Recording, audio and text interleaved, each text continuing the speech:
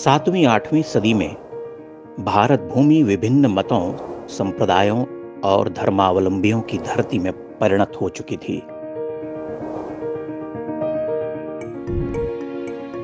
यही काल बौद्ध और जैन धर्म का उत्कर्ष काल भी था।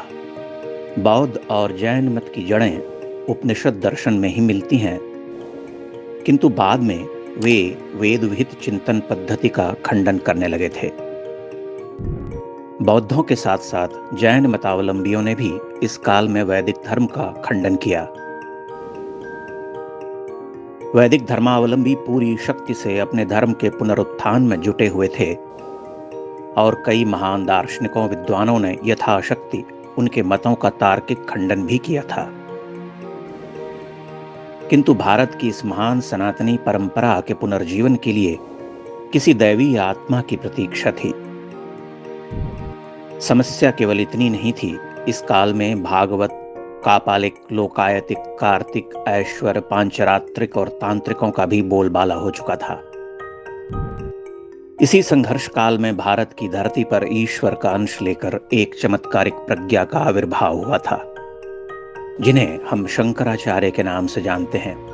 ऐसा माना जाता है कि भूदेवता और देवियों ने भगवान आशुतोष से प्रार्थना की थी।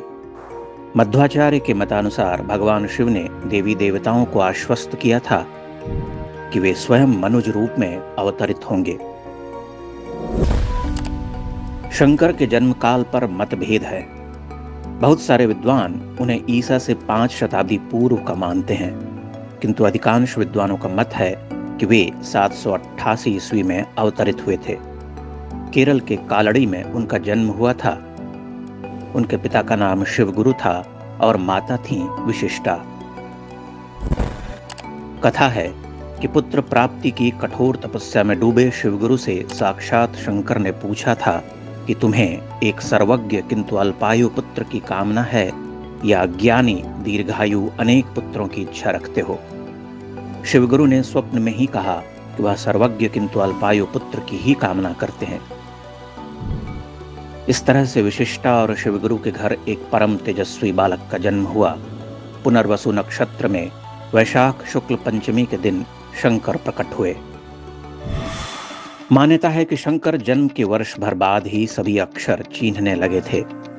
दूसरे वर्ष में उन्होंने पढ़ना सीख लिया। तीसरे वर्ष में काव्य और पुराण सुनकर ही समझने लगे। वह बहुत छोटी आयु से ही श्रुतधर थे। एक बार सुनी हुई कथा वह कभी नहीं भूलते।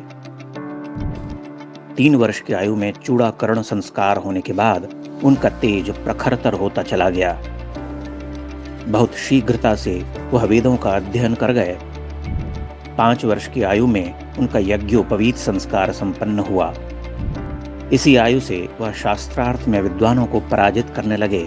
दुर्भाग्यवश उनकी इस महान प्रतिभा को देखने के लिए पिता शिवगुरु जीवित न रहे। शंकर जब 3 वर्ष के थे तभी उनका देहांत हो गया।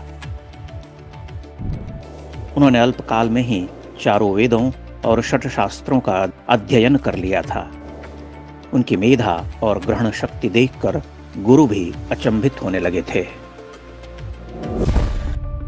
7 वर्ष की आयु में ही शंकर वेदादिक समस्त शास्त्रों के महाज्ञाता होकर गुरुकुल से लौट आए।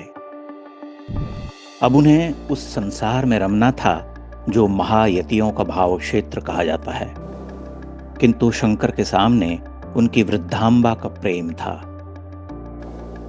यद्यपि इन्हीं दिनों उनकी माता को ऋषि अगस्त्य ने बताया था कि उनका पुत्र केवल 32 वर्ष ही जीवित रहेगा। यद्यपि वह 16 वर्ष की आयु में ही अपने समस्त कार्य पूर्ण कर लेगा, तथापि इस संसार के लिए उसे 16 वर्ष और रहना होगा। विशिष्टा व्यग्र व्याकुल रहा करती।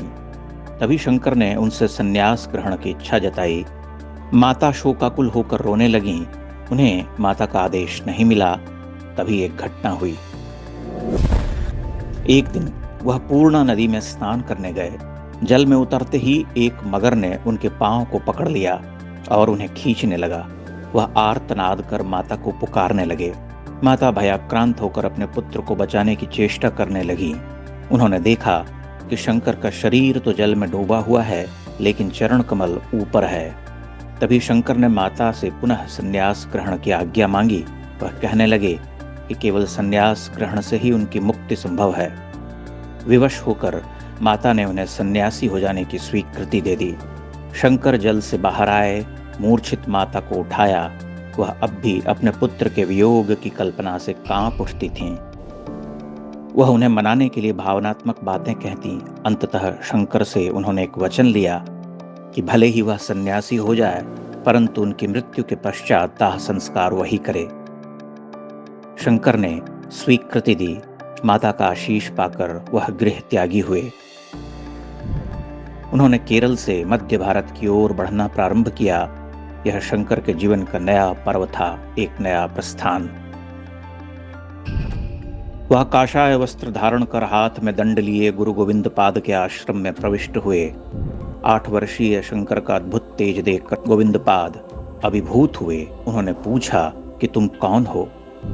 शंकर ने उत्तर दिया, हे प्रभु, मैं पृथ्वी नहीं, न जल हूँ, न तेज हूँ, न वायु, न आकाश, न उनके गुण हूँ, न इंद्रियां, इन सब से परे जो केवल परम तत्व शिव है, वही मैं हूँ। गोविंद पाद विस्मित रह गए। उन्होंने अपनी योग दृष्टि से जान लिया कि साक्षात शंकर सामने खड़े हैं। शंकर ने दंडवत होकर उनका शिष्यत्व ग्रहण किया। गोविंद पाद गौड़पाद के शिष्य थे और आदिशेष के अवतार माने जाते थे। शंकर ने उनसे समस्त विद्याओं का ज्ञान लिया। सभी विद्याओं में पारंगत होने के पश्चात एक दिन गोविंद पाद ने उनसे कहा कि वह शिवपुरी यानी वाराणसी जाकर वेदांत मत का प्रचार करें। तभी गोविंद पाद ने कहा कि शंकर महर्षि वेद व्यास ने ही स्वयं मुझसे कहा था कि तुम्हारा एक शिष्य मेरे समान ही ज्ञाता होगा। वही वेद विरोधियों और कुमार्गियों का खंडन करेगा। वह महान भाष्यों की रचना भी करेगा। आज मैं देख रहा हूं कि वह शिष्य कोई और नहीं, तुम ही हो। शंकर गुरु का गृह त्यागते हुए विह्वल हो उठे। इन 4 वर्षों में उन्होंने राजयोग, हठ योग और ज्ञान योग की पूर्ण शिक्षा प्राप्त कर ली थी। गोविंद पाद के आश्रम से प्रस्थान करते हुए शंकर ने एक नए समय में प्रवेश किया। वह वाराणसी पहुंचे। मणिकर्णिका घाट पर उन्होंने अपना निवास बनाया। काशी में आद्या शक्ति ने उनकी परीक्षा ली। वह एक साधारण स्त्री का रूप धरकर उनके सामने प्रकट हुई थीं, जिसका पति मर गया था। शंकर ने उन्हें रास्ता देने को कहा। वह बोली कि तुम शव से स्वयं हट जाने को क्यों नहीं कहते? तब शंकर ने कहा कि मां, आप अत्यधिक शोक में अप्रकृतिस्थ हो गई हैं, भला शव स्वयं कैसे हट सकता है? स्त्री ने जवाब दिया, क्यों यतिवर, आपके मतानुसार तो शक्ति निरपेक्ष ब्रह्म ही जगत करता है, तो शक्ति के बिना शव स्वयं क्यों नहीं हट सकता? इतना कहकर स्त्री अंतर्धान हो गई। शंकर समझ गए कि बिना शक्ति के शिव कुछ नहीं है। काशी में ही उन्होंने देवी की स्तुति में गतिस्त्वम गतिस्त्वम त्वमेका भवानी लिखा। काशी में ही चांडाल वेशधारी भगवान शिव ने उन्हें दर्शन दिए। भगवान शिव का आदेश प्राप्त कर वे बद्रीनाथ की ओर प्रस्थान कर गए। बद्रीनाथ में वे नारायण का दर्शन करने पहुंचे, किंतु मंदिर में देवता का विग्रह नहीं था। पता चला दस्युओं के भय से विग्रह को नारद कुंड में छिपा दिया गया था। शंकर ने नारद कुंड में डुबकियां लगाकर अंगुष्ठ विहीन विग्रह को बाहर निकाला और उन्हें देवालय में पुनर्प्रतिष्ठित किया। बद्रीनाथ में ही उन्होंने प्रथम भाष्य की रचना की। इसी क्षेत्र में महर्षि व्यास ने उन्हें दर्शन दिए। व्यास ने दर्शन से पूर्व उनकी परीक्षा ली। शंकर की विद्वत्ता और मेधा से अभिभूत होकर उन्होंने शंकर को पुत्र की संज्ञा दी। वेद व्यास ने ही उन्हें बताया कि उन्हें धरती पर और 16 वर्ष बिताने हैं। कई महापंडितों को शास्त्रार्थ में पराजित करना है। व्यास ने ही उन्हें महान कर्मकांडी कुमारिल भट्ट से मिलने को कहा। शंकर प्रयाग की ओर चल पड़े। प्रयाग में कुमारिल अग्नि स्नान कर रहे थे। अपने गुरु को शास्त्रार्थ में पराजित करने की ग्लानि में उन्होंने स्वयं को दंडित किया था। आत्मदाह करते हुए वह वक्ष तक भस्म हो चुके थे। शंकर ने उन्हें अग्नि में भस्म होते हुए देखा तो शोकाकुल हो उठे। कमंडलू के जल से उन्हें स्वस्थ करने की आज्ञा मांगी, किंतु कुमारिल टस से मस न हुए। उन्होंने शंकर को मंडन मिश्र से शास्त्रार्थ करने को कहा। आचार्य शंकर और मंडन मिश्र का शास्त्रार्थ भारतीय विद्वत परंपरा के सबसे चर्चित शास्त्रार्थों में से एक माना जाता है। मंडन मिश्र से उन्होंने 15 दिनों तक शास्त्रार्थ किया। अंततः महापंडित मंडन मिश्र ने शंकर की गुरुता स्वीकार की। यहां से दूसरी कथा शुरू हुई। शास्त्रार्थ की निर्णायिका सरस्वती रूपा मंडन मिश्र की पत्नी उभय भारती थीं। उन्होंने अपने पति के पराजित होने के पश्चात शंकर को शास्त्रार्थ की चुनौती दी। शंकर तैयार हुए, किंतु भारती ने काम शास्त्र के जटिल प्रश्नों को उनके समक्ष रखकर उन्हें निर्वाक कर दिया। शंकर ने उनसे कुछ समय मांगा। वह परकाया प्रवेश कर माह भर बाद लौटे। उभय भारती के सभी प्रश्नों के उत्तर देकर अपनी गुरुता सिद्ध की। शंकर ने सनातन धारा में कर्मकांडी, पाशुपत, कापालिक, उग्र भैरव, नैयायिक, मीमांसक समेत सभी मतावलंबियों को परास्त किया। बौद्ध और जैन आचार्यों को नत किया। वे उत्तर से दक्षिण और पूर्व से पश्चिम तक भिन्न भिन्न नगरों में घूमते रहे। उद्भट विद्वानों के समक्ष अपनी गुरुता सिद्ध की। भारत की 4 दिशाओं में 4 मठों शारदा मठ, गोवर्धन मठ, ज्योतिर्मठ और श्रृंगेरी की स्थापना की। इसके अलावा अनेक मंदिरों में देवी देवता की पूजा अर्चना प्रारंभ की। शंकर के द्वारा स्थापित 4 मठों में शंकराचार्य की परंपरा आज तक निर्बाध रूप से चल रही है। माना जाता है कि 4 मठों के अतिरिक्त उन्होंने कांची मठ की भी स्थापना की थी।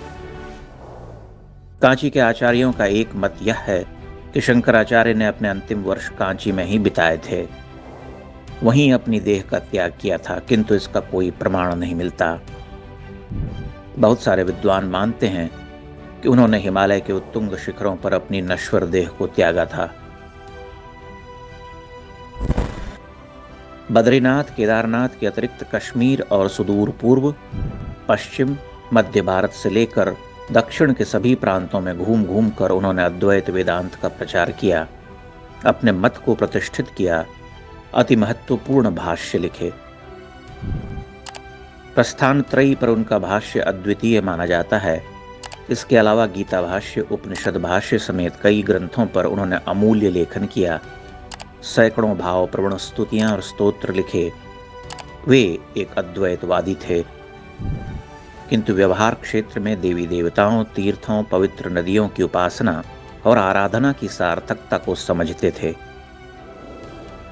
उन्होंने शिव, विष्णु, गणेश, शक्ति, युगल देवता, नदी, तीर्थ आदि पर मनोहर स्तोत्र लिखे। आनंद लहरी, गोविंदाष्टक, दक्षिणामूर्ति स्तोत्र, 10 श्लोकी, चरपट पंजरिका, 12 पंजरिका समेत षटपदियों की रचना की। वेदांत का सरल निरूपण करते हुए कई सारे प्रकरण ग्रंथ लिखे। तंत्र ग्रंथों की भी रचना की। शंकर को अधिकांश भारत एक महान दार्शनिक यतीन्द्र के रूप में जानता है, किंतु वे एक विलक्षण कवि भी थे।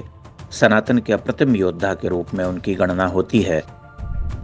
उन्होंने भिन्न मतों, संप्रदायों में बटे सनातनी समाज को एक सूत्र में जोड़कर हिंदू धर्म का ध्वजदंड गाड़ दिया। उन्होंने ब्रह्म को सत्य कहा, जगत को मिथ्या माना। उनकी स्तुतियों में इस जगत की निस्सारता का भाव बार बार प्रकट होता है। आश्चर्य है कि सर्वज्ञ और दिग्विजयी शंकराचार्य इस भावारण्य में स्वयं को अकेला पाते हैं और कहते हैं, भावारण्य भीतम च माम पाहि भद्रे, नमस्ते नमस्ते नमस्ते भवानी। वे केवल 32 वर्ष के लिए इस धरती पर आए थे। 32 वर्ष की अल्पायु में उन्होंने अविश्वसनीय कार्य किए। उनकी महत्ता इस बात में भी निहित है कि आज भी बहुत सारी स्तुतियां, स्तोत्र और हिंदू पूजन पाठ आदि की पुस्तकों के अंत में लिखा मिलता है, आदि शंकराचार्य विरचितम। उनकी मेधा और कार्यक्षमता अलौकिक थी। महान यायावर शंकर को भगवान शिव का ही अवतार माना जाता है।